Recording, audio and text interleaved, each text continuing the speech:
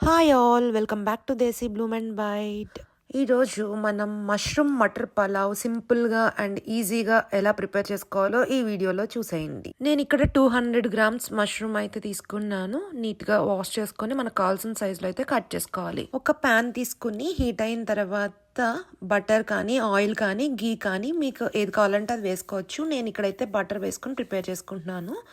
బటర్లో whole garam masala మనకు కావాల్సిన flavour తగ్గట్టు అన్నీ వేసుకుని అన్నీ ఫ్రై అయ్యే వరకు అయితే ఫ్రై చేసుకోవాలి. చేసుకున్న తర్వాత దీనిలో షాజీరా ఫస్ట్ వేసుకుంటే ఏంటంటే షాజీరా మనకి మాడిపోతుంది. అలా ఎక్కువ ఫ్రై అయిపోకుండా ఫ్లేవర్ బాగుండాలి అంటే అంత ఫ్రై అయిన తర్వాత లాస్ట్లో వేసుకోండి. వన్స్ వేసుకున్న తర్వాత ఆనియన్స్ అండ్ గ్రీన్ చిల్లీ వేసుకుని ఫ్రై చేసుకోండి. ఇలా లిడ్ క్లోజ్ చేస్తే కనుక కొంచెం మగ్గిపోయినట్టు అవుతుంది. కంప్లీట్గా ఫ్రై అవ్వక్కర్లేదు, మనకి కుక్ అయితే చాలు. టమాటోస్ కూడా వేసుకొని కొన్ని అవి కూడా కొంచెం హాఫ్ కుక్ అవ్వాలి. హాఫ్ కుక్ అయిన తర్వాత దీనిలోకి మనం కొంచెం అల్లం వెల్లుల్లి పేస్ట్ వేసుకుని పచ్చివాసన పోయే వరకు కొంచెం ఫ్రై చేసుకోవాలి. వన్స్ ఫ్రై అయిన తర్వాత దీనిలోకి మన టేస్ట్కి సరిపడా సాల్ట్, కొంచెం పసుపు వేసుకొని మళ్ళీ మిక్స్ చేసుకొని కొంతసేపు అలా ఫ్రై అయితే ఏంటంటే స్మెల్ పచ్చివాసన లేకుండా ఉంటుంది అల్లం వెల్లుల్లి పేస్ట్. కొంచెం ఫ్రై అయిన తర్వాత మనకు కావాల్సినంత క్వాంటిటీ మష్రూమ్ తీసుకుని అయితే దీనిలో వేసుకొని మొత్తం ప్రాపర్గా మిక్స్ చేసుకొని లిడ్ క్లోజ్ చేసుకొని ఒక 5 మినిట్స్ అయితే కుక్ అవనివ్వాలి. మష్రూమ్లో ఉన్న వాటర్ మొత్తం బయటకు వచ్చి మనకి మసాలా ఫ్లేవర్స్ అన్నీ మష్రూమ్కి పట్టుకుంటాయి.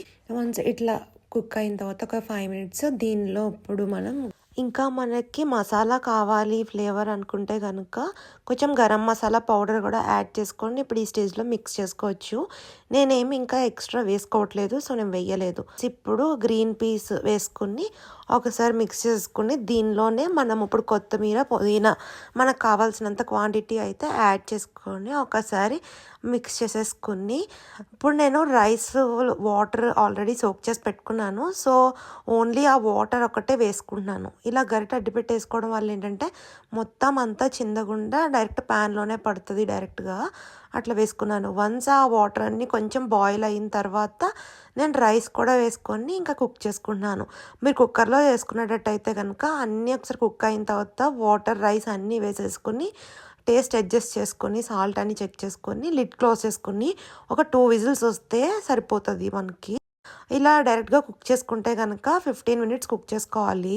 ఫస్ట్ 5 మినిట్స్ మీడియం హీట్లో పెట్టుకుని కుక్ చేసుకోవాలి. హాఫ్ కుక్ అయిన తర్వాత ఇప్పుడు మీరు చూస్తున్న స్టేజ్ అంతా కుక్ అయిన తర్వాత మనం లో టు మీడియం హీట్లో పెట్టుకొని 10 మినిట్స్ కుక్ చేసుకుంటే మనకి రైస్ అయితే ప్రాపర్గా కుక్ అయిపోతుంది.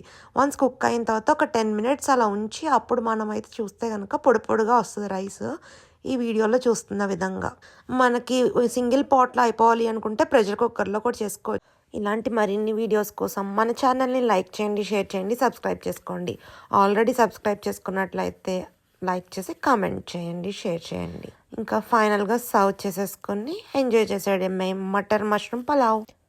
Thank you for watching. See you soon.